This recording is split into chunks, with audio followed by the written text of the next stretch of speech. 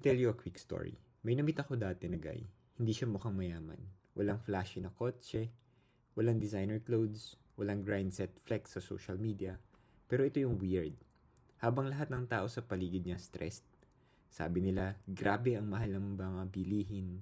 Inflation na naman. Paano kung mawalan ako ng work? Anong mangyayari sa economy? Siya, kalmado lang. Hindi yung bahala na nakalmado. Yung may sistema ako nakalmado. So tinanong ko siya, sabi ko, bro, paano ka hindi kinakabahan? Ngumiti lang siya. Then sabi niya, hindi ko kontrolado ang presyo, pero kontrolado ko ang sistema ko.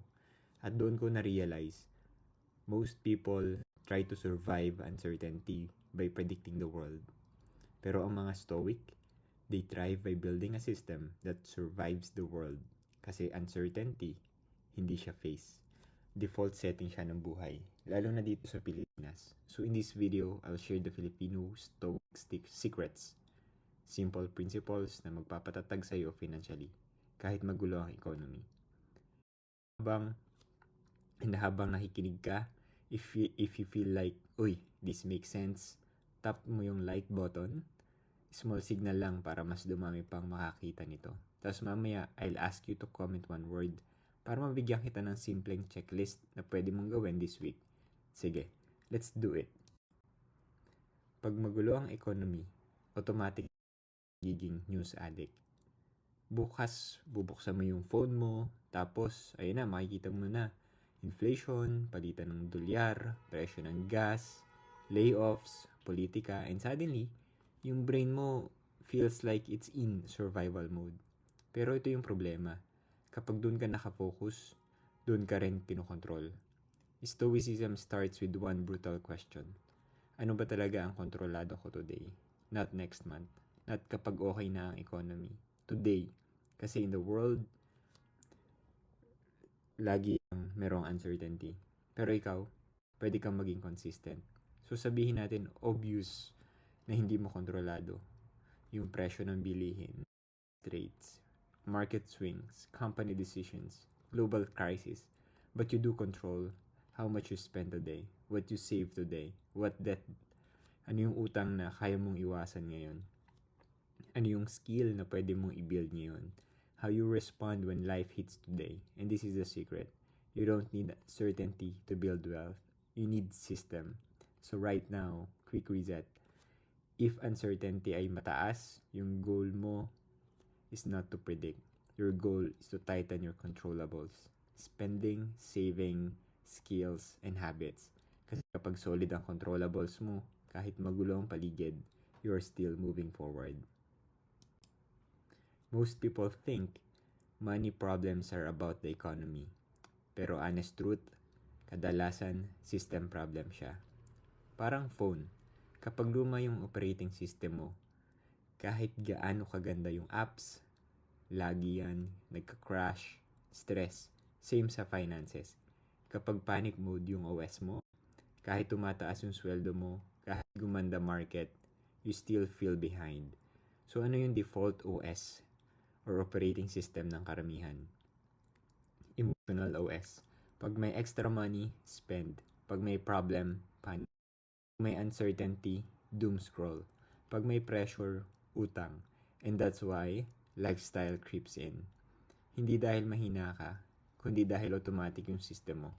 Stoic OS is different. Stoic OS has one rule. I don't need perfect conditions. I need a stable system.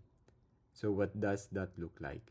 When you get a raise, Stoic OS doesn't ask, anong upgrade ko? It asks, anong freedom ang bibilhin ko? Freedom looks like lower fixed expenses, higher buffer, less debt, more skills, more options. Stoic OS doesn't chase comfort first. It installs stability first. Kasi when uncertainty hits, the person with the best system wins, not the person actions. Ito yung pinaka-important Stoic rule. Kasi dito nagsisimula yung problema. Kapag uncertain ang economy, ang default reaction natin, hanap ng certainty. So we scroll more, we watch more news, we overthink more. Pero the more you chase uncertainty, the more anxious you become. Kasi here's the truth. Hindi ka bibigyan ng mundo ng certainty. So Stoics do something different. They ask, ano ang kontrolado ko ngayon? Kahit maliit. Because once you lock that in, may power ka ulit. So let's be clear. Hindi mo kontrolado yung inflation, interest rates, company layoffs, presyo ng bilihin, market swings, kung anong mangyayari next month. Pero kontrolado mo yung gastos mo today, ipon mo today, debt decisions mo today, habit mo today, skill building mo today, how you respond when you feel fear. And this is the big idea. You don't beat uncertainty by predicting. You beat uncertainty by preparing. So practical stoic move right now. Instead of asking, ano nangyayari sa economy? Ask, ano yung isang controllable na ayusin ko this week? One controllable, one system upgrade. Because when your controllables are strong, kahit magulo ang paligid, you're still moving forward.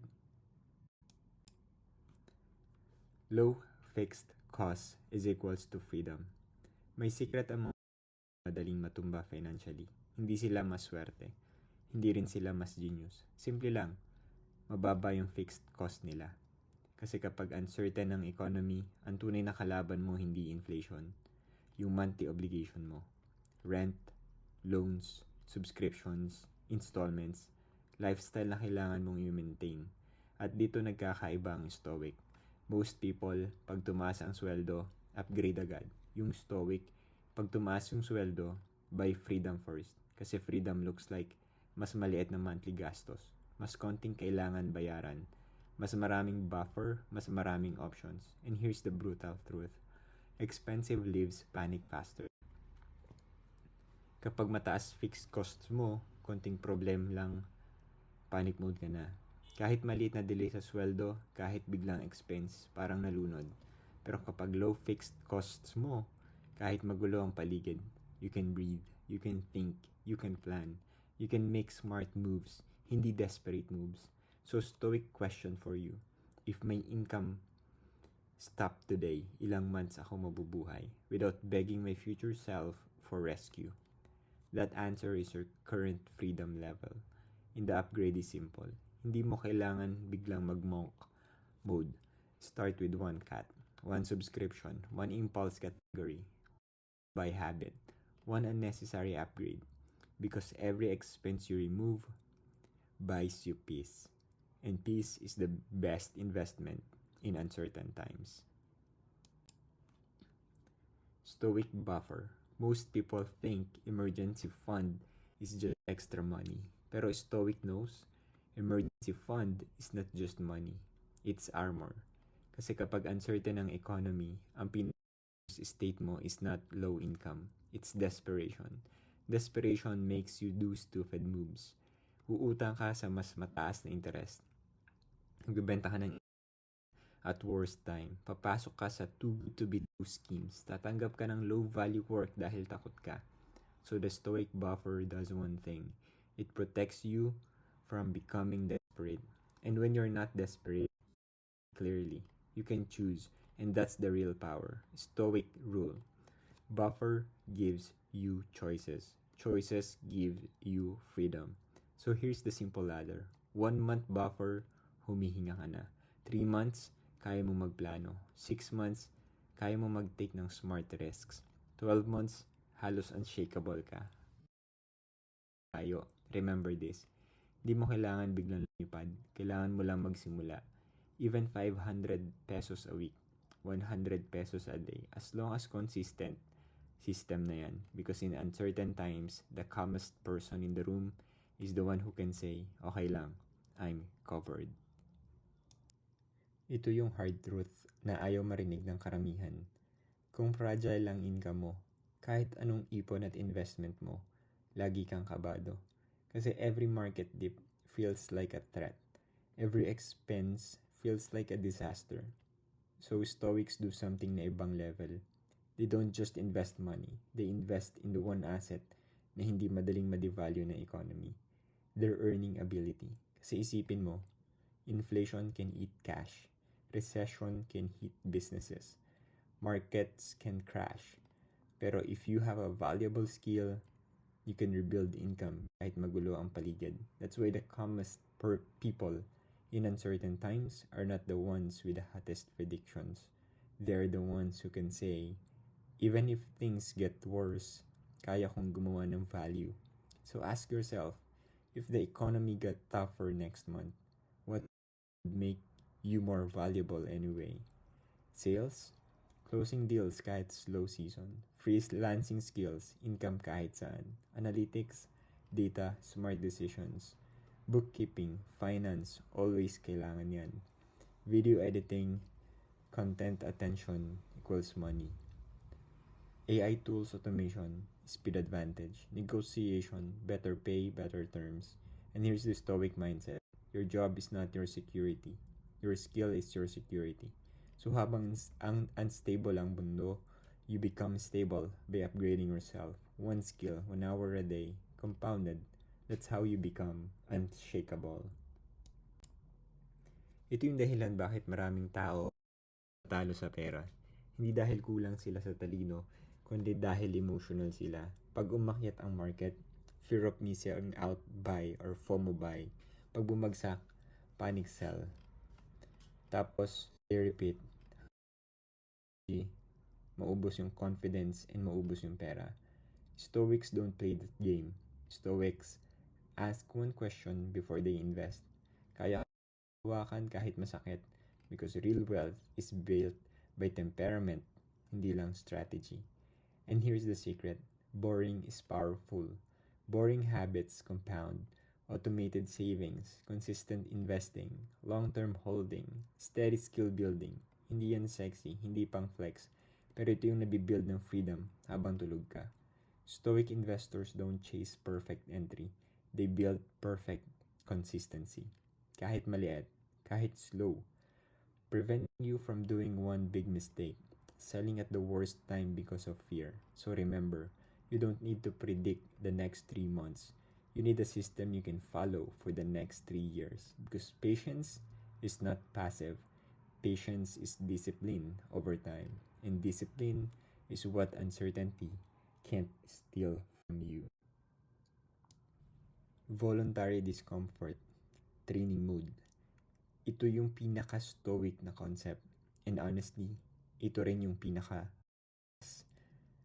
In Stoicism, may practice called voluntary discomfort, meaning you choose small discomfort now so you don't collapse when discomfort chooses you later.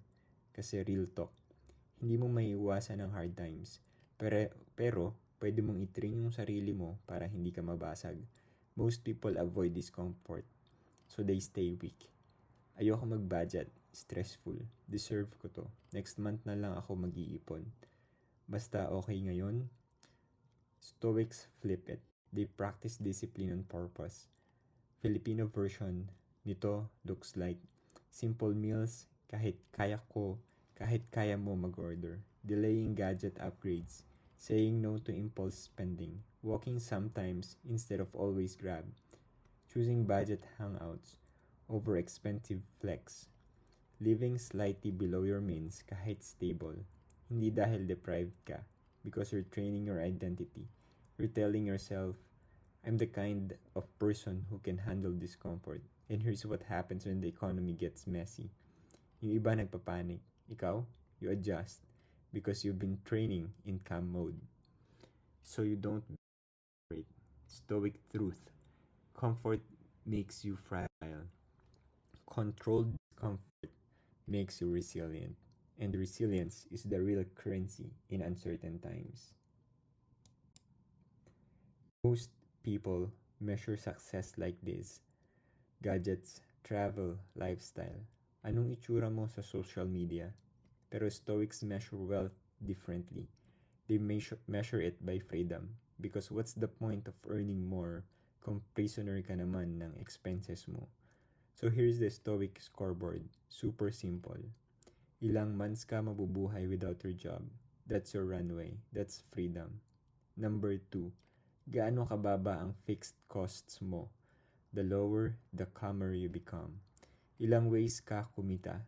Even one small side skill is equals to resilience.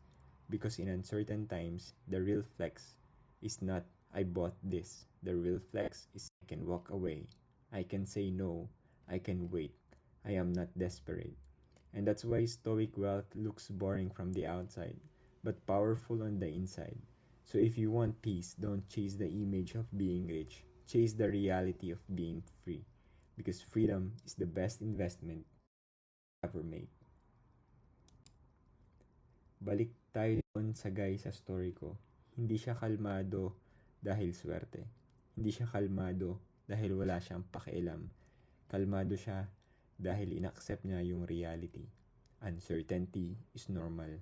So instead na makipag-away sa economy, tinayuan niya ang sistema. And that's the Filipino stoic secret. Hindi tayo uunlad dahil swerte. Uunlad tayo dahil disiplinado. So here's one simple challenge. Pick one stoic move from this video and gawin mo this week. Cut one fixed cost. Start your stoic buffer kahit maliit. Invest in one skill for 30 minutes a day. Automate savings and investing. Track spending for 7 days. One move, because one move repeated becomes a lifestyle, and lifestyle becomes destiny. Now, if you want, comment stoic below. I'll reply with a simple checklist you can follow this week. And if this helped you even a little, hit mo na rin yung like button. Small signal lang para mas dumami pang Filipinos ang makakita nito. Lalo na yung stress na sa economy. Also, if you want free templates, trackers, step-by-step money system made for Filipinos, join the free online community at philmentors.com/free. Kasi the economy will always be uncertain. Pero ikaw, you can be unshakable. See you sa susunod na video.